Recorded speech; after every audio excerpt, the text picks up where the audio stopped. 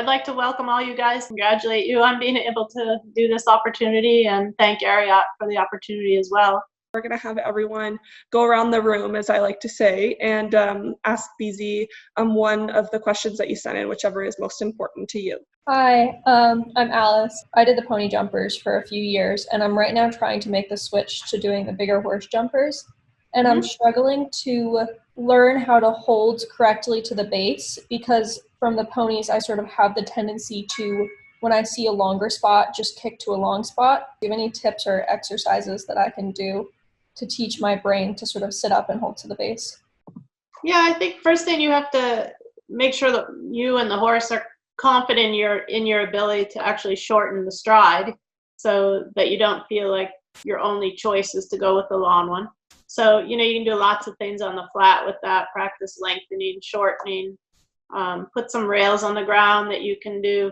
Maybe you start with 4 strides between the rails, and then you try to do 5, and then you try to do 6. And then I think the biggest sin I find with some people that just grab the big distance is a lot of times they work too slow around the corners or around the ends of the rings. So make sure you start with a little pace and a little gallop, and then practice doing just the opposite of what you're comfortable with. Practice doing a little more rhythm on the turn, and then making yourself wait to the jump, and then a little more rhythm on the turn and wait for the jump. So that just really constantly practicing getting comfortable with decreasing to the fence rather than always increasing. So you can do that over rails on the ground, you can do that over fences, but if you're doing it on your own, just make sure you start with enough pace that you have the confidence and the tools to be able to shorten your horse's stride when you want to. Hi, Beezie. I'm excited to meet you. I've been dealing with a lot of surgeries and injuries in the past, so I was just curious, how do you manage recovery, whether it's just from general riding soreness or when you do actually have an injury that you're recovering from? Okay, so that's going to vary a lot on the injury, but basically you follow your doctor's instructions the best you can. I find it helps to get some kind of trainer or physical therapist too, to help you rehab from certain things, especially if you've had surgeries and stuff. I think that starting slower is always better, so you don't want to start and get in trouble with something or lose your confidence and have to start 3 steps backwards. The other thing that helps me a lot, I have a little bit of a chronic lower back issue, so I do a lot of stretching in the morning to make sure that I don't strain it during the day, and don't start out too tight during the day. So I also work out 3 times a week, which I think, whether you've had an injury or not, if you're strong everywhere else, that's going to help any other kind of injury that you're rehabbing from. So just always keeping yourself fit the best of your ability. I know you've probably been laid up a little with the surgeries, but that's one thing that you can do, before you have a problem. And then, like I say, probably a physical therapist or stretching or anything that can help with that, and going slow is the key. Awesome, thank you. Mm-hmm. So one of Colleen's questions, Beezie, was she is looking to move up in the jumpers as an amateur. Her goals are to do the U25 and the Grand Prix. What do you suggest looking for while horse shopping, and what are your thoughts on getting that horse to the big jumps? That's a little the matter of budget and your level of riding right now. I would say if you're a very good rider and just need experience in the jumpers, you're probably good with one horse that you can maybe drop down to the meter 20, drop him down to the meter 20s, learn a little, and gradually move up with him. I think if you think your riding skills and level of riding is going to improve a lot as you go from a meter 20 to a meter 40 to a meter 45, then I think you're going to find that you are going to outgrow the horse that's the right horse for you at a meter 20 in order to do the meter 45. So if that's the case, I would get a very good meter 30, meter 35 horse to start with, and then probably you're going to outgrow that. horse, and you're going to be able to have a little more quality and be able to jump bigger jumps with another horse. But there's a rare occasion you can find a horse that can do all of it and if your level of riding is pretty competent and you just need experience in the jumpers, you can do it with one horse. So I think that's going to be the advice follow the advice of your trainer a little bit, and because a big part of it's budget. You know, if you need a 1.20 meter or 1.30 meter horse right now, it's obviously not going to be that as expensive as a horse that can be successful in the U25. So if it's going to take you 3-4 years to get to the U25, that horse is going to get a little older by then too. But again, if you just need a little experience and you're going to move up in another year or two to 1.45 meter, you could probably do it with one horse.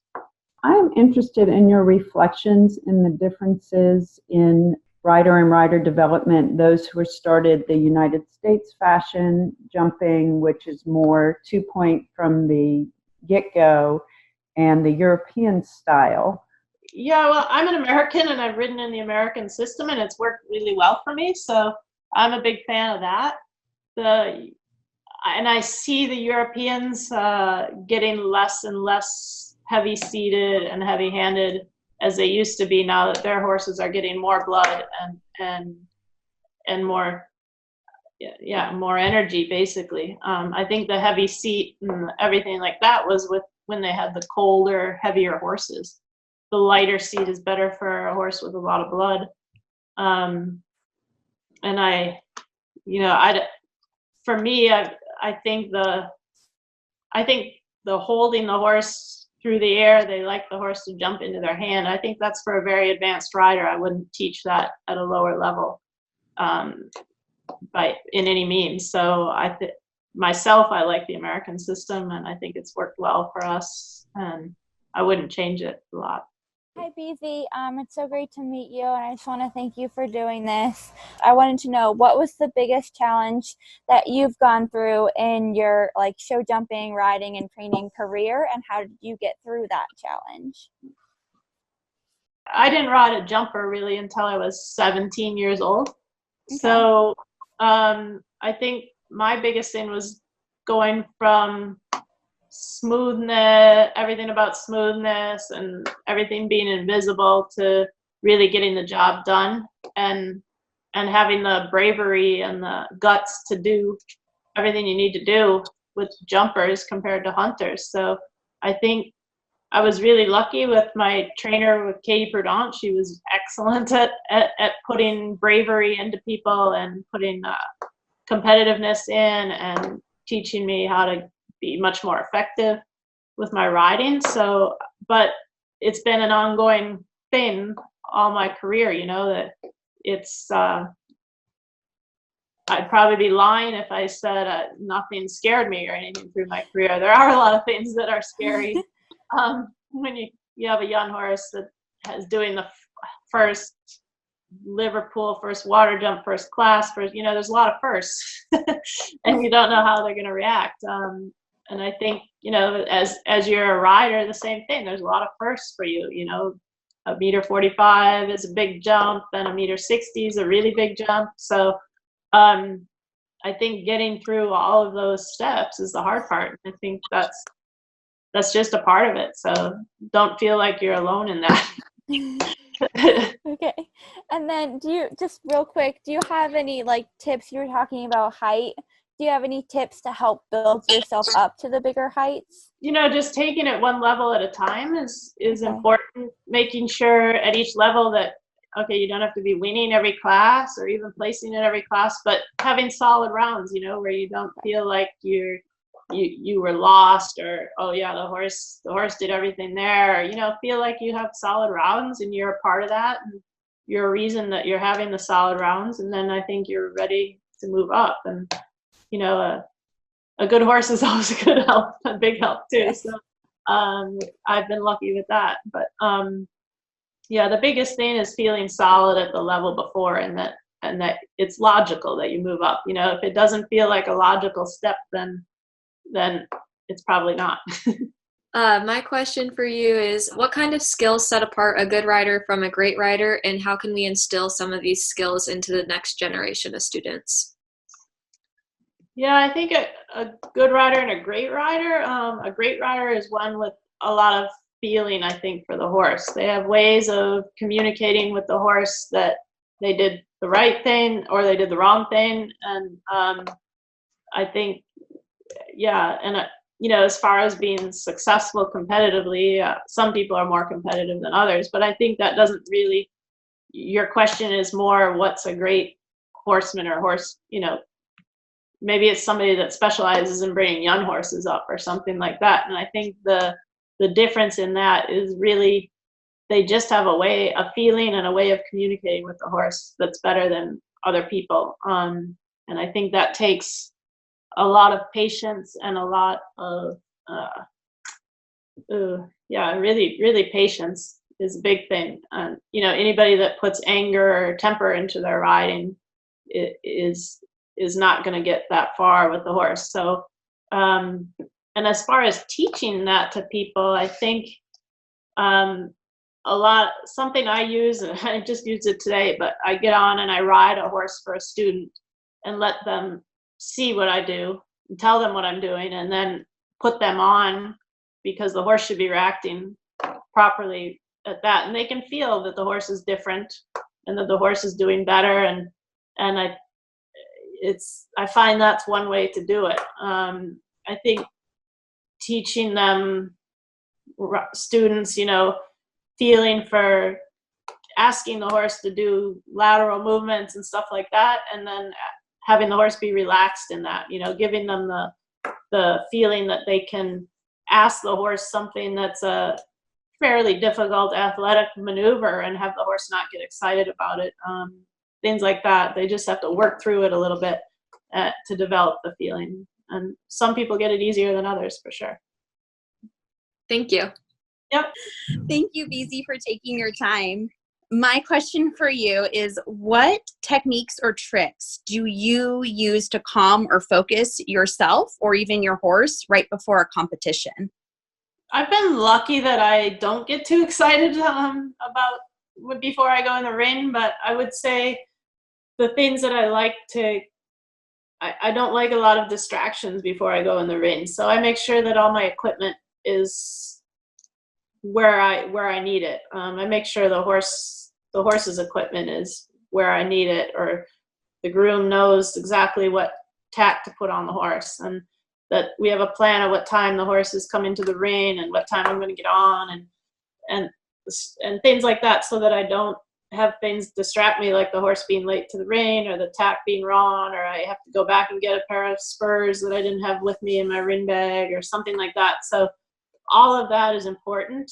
I think getting on in time, if you have a horse that is a bit tense, you have to work out, is it best to get on a little early and give them a real slow warm up, or does that wind them up even more and it's better to get on a little later and just do a few jumps? Sometimes with a horse that's excited, I'll warm them up and then I'll actually get off of them for a few minutes and let them just walk around without a rider before I go in the ring, and then hop on and go in the ring. That tends to get their blood down and get them settled the most of anything. But so that's kind of individual with the horse. And then for myself, I've been good at concentrating, not really, I don't notice as I'm going in the ring if there's a big crowd or anything like that. So, but I think because my focus is on what my plan is, so we have the warm up in the ring whenever I'm walking around,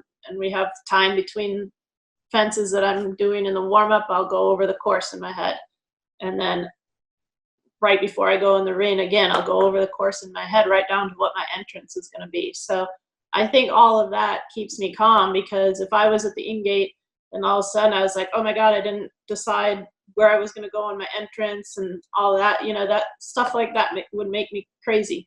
So I like to have everything in place, no distractions, and all organized. And then I think my nerves, I have no problem with my nerves, really. Hi, Beezie. Thank you for participating in this. Hi, Amy. It's my pleasure. So my question is, when you're evaluating a young horse for purchase as a jumping horse, what are the must-haves? It's a good question because there's a lot of things that go into making a good horse, and it's not always the most spectacular jumper out there. It's not always the one that jumps in the best style.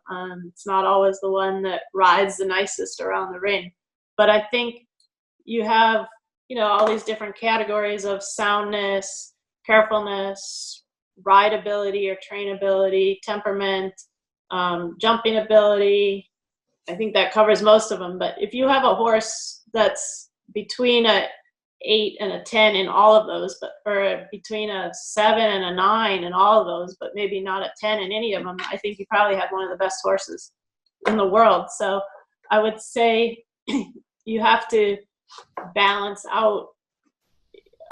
Temperament these days is really important because these horses, at least for what we do, they have to travel all over the world and jump in the middle of a city and things like that. So they need the temperament for that. And I think they need a good temperament so that you can teach them things. You can have a super talented horse, but if you can't teach them anything, you don't have much. So, and I think a lot of those things are the hardest to see when you're trying a young horse. The jumping ability, you can see a lot of, but whether they have the quality and they're going to keep the quality, by that I mean carefulness, stuff like that, is a real difficult thing. You have to go by feeling, and what we go a lot by is, does it look like a classy horse or not? You can have a spectacular jumper that's a little bit ugly and things like that, and I don't care if they're a little ugly, but I like a horse with a good eye, and I think a horse with a good eye is still a classy horse. And so in a young horse, that means a lot to me. The gallop in a young horse would mean a lot. With a horse with a difficult canter is hard. It's always going to have some limitations. So that's real important. And again, if I'm trying a young horse, I'll test him a little bit. Maybe try to find something he might not know that well. Maybe just moving off the leg one way, move off the leg the other way. Does he actually improve? If I repeat it a couple times or not, or does he get worse? Some horses that do that. So it's really a feeling, and it's really, if the horse lacks a little in one category, is he strong enough in the other categories to make up for that?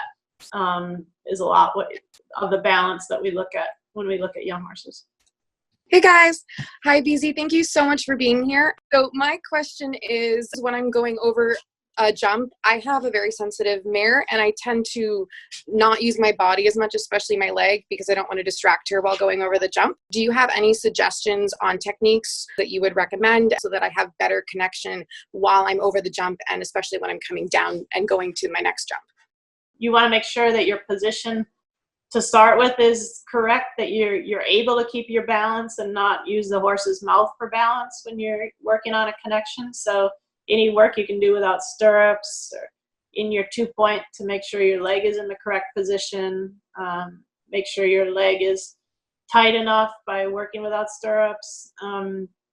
Then just, a lot of lengthening and shortening the horse's stride and getting the feeling where you keep a connection, whether you're in a big gallop or on a short stride. I like to use, I can't remember if we talked about it with this group, but a lot of rails on the ground. So or little cavalettis that simulate fences, you can work on keeping a connection over those. But even when you keep a connection, there's got to be a little relaxation as they step over the rail or over the cavaletti, that they have the freedom still to move their head and neck. So anything you can do with those just to perfect your balance and practicing keeping a connection but not interfering still. There's a difference between connecting and really pulling on the horse's mouth. So you can have a connection in the half vault, you can have a connection in your release over the fence, but I think you just, a lot of practicing and trying to maintain light contact is the best thing you can do. Just one quick follow-up on that. Do you recommend using like a shorter release or like an open hand or driving reins or something during exercise to kind of help with that a little bit more? Yeah, anytime you can practice. I mean, if you're trying to keep a connection, it's probably more of a following release that you would use. A short release might restrict the horse a little more. So a little more advanced release is the open following release, I call it. But yeah, anytime you can practice doing that is a good thing. I can't say that I use that all the time. I use a lot of crest release, honestly, when I'm jumping, and because I think jumping bigger fences and stuff, it's difficult to keep your balance well enough that you don't interfere with the horse. So I'm a big fan of the crest release. A lot of the time, I will use a automatic release over lower fences, teaching the horse to keep a little that he can jump into my hand or keep a little connection. But I would say over bigger fences, mostly I use a crest release. Thank you so much, Beezie. I have a horse who's generally really well behaved. Our biggest problem is that he tends to anticipate jumps and then tends to rush. And this happens especially on longer approaches or in like lines or related distances. I'm just wondering if you have any exercises that you use to help manage rushing and anticipation. I would say anytime you can do, work out of a little gallop, catch a jump on a decrease, do it over rails on the ground. Again, have a let ease, maybe canter one fence, trot the next one. Instead of doing the normal 5 in a line, do add and make him practice adding in 6. Do that a lot of the time. When I have a horse that's hot and strong, I'll do a lot of practicing adding strides at home, and then when I'm in the ring, let them do normal strides, and they do it a little more even. But let's say always schooling with is it a hunter or a jumper? Jumper. Yeah, jumper. A lot of adding strides then to make him slow down in the lines. One of my questions is, as somebody who likes to have days without a lesson and to just ride on my own, what are some of the biggest mistakes you see amateurs making when they practice? I think anytime you're trying to correct an old habit or something, people don't do it enough. It's gonna feel like you're really exaggerating something. So, like, say somebody says you ride with your reins too long. Well, if you feel pretty comfortable with your reins the way they are, probably you need to shorten them a little more, because it's gonna feel uncomfortable, when it starts. The other thing is, it really depends on the person. If you're an overachiever, you might do a little too much. If you're an underachiever, you probably, like I said, aren't doing enough of the exercise. But most people, I think they can do a lot practicing on their own. And, even if it's not quite as good as what you might do in a lesson, it's working. You have to work some things out on your own sometimes, and maybe you find a better way to do things than somebody was asking. But so I think there's really not a lot of way you can go wrong practicing on your own, especially if imagine you have to remember what you worked on in a lesson the day before and work on it again, or things like that. So I really don't think you can go too wrong with it on the flat. My question is, so I'm an AMI in college, and I'm looking at going pro when I graduate and maybe moving across the country. Where do I even start looking for a job? If your trainers have any connection, you can send in a look around on Facebook and stuff like that for who's looking for a job. Send in your resume and things like that. I haven't done it in a long time, so it's hard to say. Things are different, but I think a lot of that when we hire grooms or whatever, a lot of that's done on our Facebook. So I think that's a lot of where a lot of people are looking and trying to put their resumes in. Yeah. And following up on that, what do you look for when you're looking to hire? Yeah, it depends on what we need. Sometimes we just need somebody that wants to groom and not ride, because we have plenty of people to ride. Occasionally we need somebody to to ride as well. So obviously we're looking for riding skills then, you know. I think we just look for people who kind of impress us in some way, you know, whether it be their work ethic or their personality or something. You know, you can always find, if you like the person and they seem like good people, there's always a slot for them somewhere. Hi, Beezie. Nice to meet you. Hey. My question is about your program for your young horses. I was wondering if you could tell me a little bit about what that program looks like what milestones you like to see them meet, when you start them, those kind of things. We generally have 2 or 3 of varying, you know, different ages, a couple 2-year-olds, a couple 3-year-olds, so not a big volume. And what we do is we have a girl that works for us named Becky Hustis, and she kind of heads the whole program with that, with our guidance. So some of our work is based on what our show horses are doing, because she'll when our show horses leave and go to Florida, she can use our main barn, because in the winter there's not a lot of space outside to use around here. So she'll bring the 3-year-olds in, and she'll get, you know, they'll have to live inside in a stall for a couple weeks, and she'll work with them a little on the lunge line and get them where she can get on them and walk, trot, and canter around the rein a little bit. And then they go back out in the field until maybe during midsummer, when we go away again, she brings them in and messes with them for another couple weeks, and then they go back out. And then in the fall, when they're 4, they do a little bit more, or coming forth, maybe they'll do a little bit, another session of a week or 2, and then by the time they're 4, by the summer they're kind of living in the barn and starting to fit into some program and some little lessons and stuff with us. But even the 2-year-old, she'll sometimes bring them in, let them learn to live in a stall for a week or so, do things like leading them around the indoor. Maybe she'll put a bridle or saddle on them. They learn to stand in the grooming stalls for a little bit and get handled, a little bit of clip trimming and stuff like that.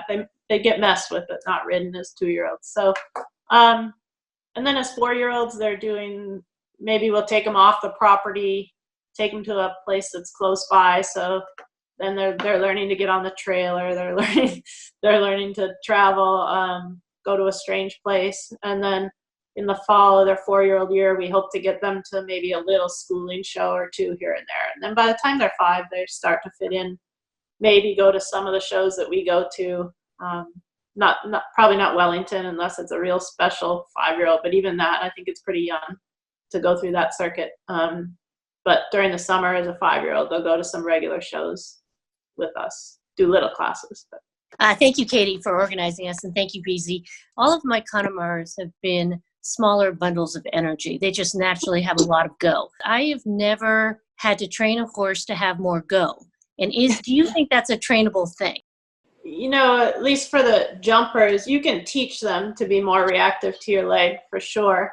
And maybe, you know, as he gets a little fitter and a little stronger, or you take him to different places, he'll find a little more energy. But it sounds like he's maybe doesn't have a lot of self-motivation.